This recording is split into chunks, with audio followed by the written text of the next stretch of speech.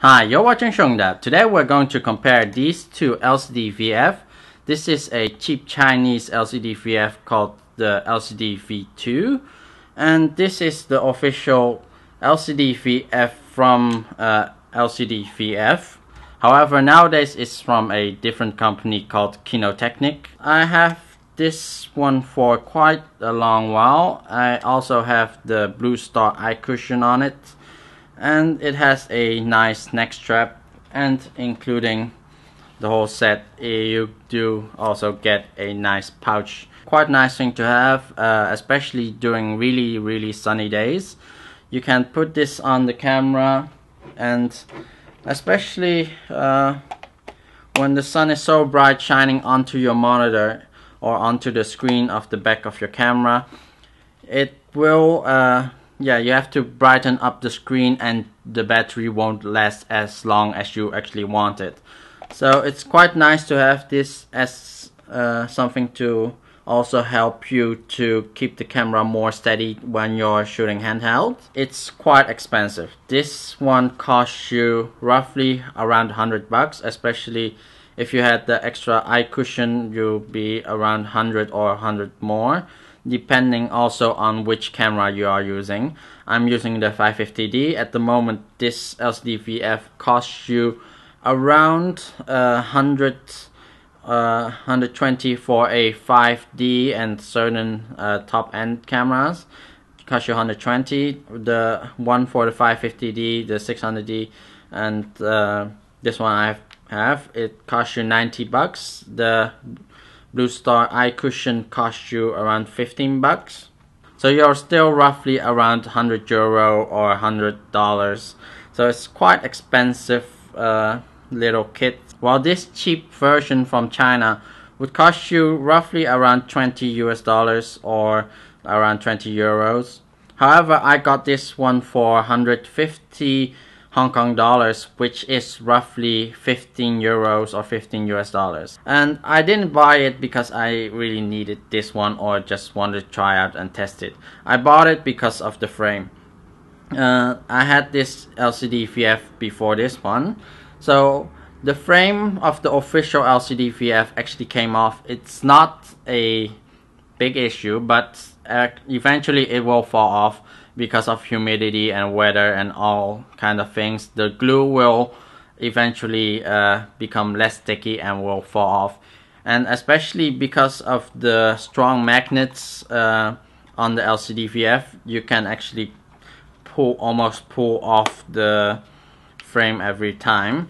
Actually, I can hold the LCD-VF and it will keep the, it will literally hold the camera. Well, this cheap one has slightly less stronger magnets, and it will just fall off every time.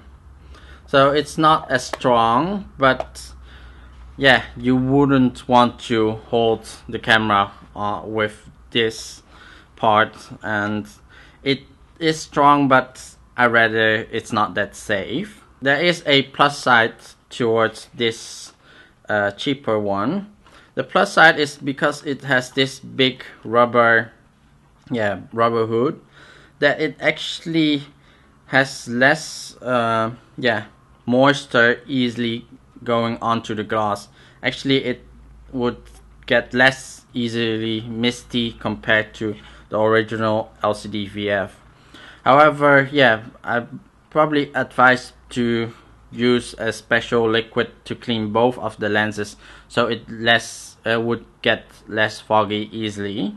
Because when it fogs up or it gets misty, you will think it's like exposure problems, but when you get your eye off of the hood, you can see it got misty. On both of them, you need to look out for that, because if you just change the exposure instead of actually looking at the hood or looking at the glass, you might get in a lot of underexposure problems.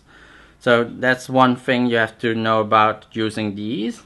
Well, this hood is much bigger, and but it can fold up like this, which is nice because it folds up smaller, but it also causes some kind of an issue because it's folds up back like this.